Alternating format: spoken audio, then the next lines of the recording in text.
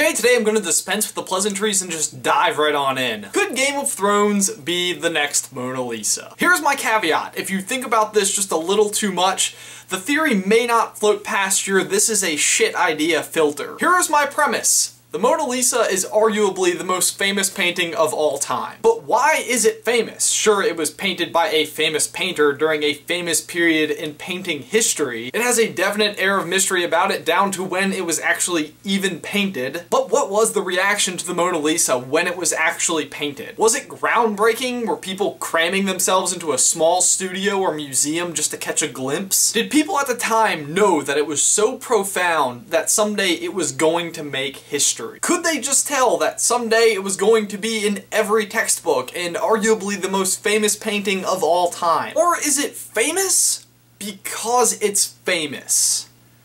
I guess what I'm getting at here is that during every major period of time, or every era or renaissance, if you will, there is something that comes out as the figurehead from that period of time. And during the Renaissance, it's probably the Mona Lisa. And my theory is that we are witnessing some type of modern-day Renaissance, that we could be seeing something right now that isn't even as great as history will someday make it. And I'm sure that this is a theory that plenty of people will scoff at, a television renaissance.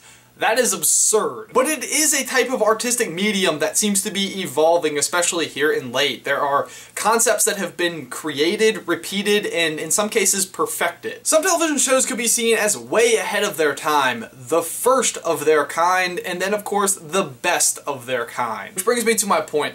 I used Game of Thrones in the title and for the purposes of this video because it's one of my favorite shows, and I do think that it is the best of its kind. But what do I know? I take care of fish for a living, but either way, my questions of the day: do you think that television can stand as its own form of art? Could there be a Mona Lisa of this television renaissance? And could it be that we are seeing something that someday they just won't make them like they used to? Leave your thoughts in the towel section down below, and Jay, that is everything that I've got for you today, man. I will see you on Tuesday.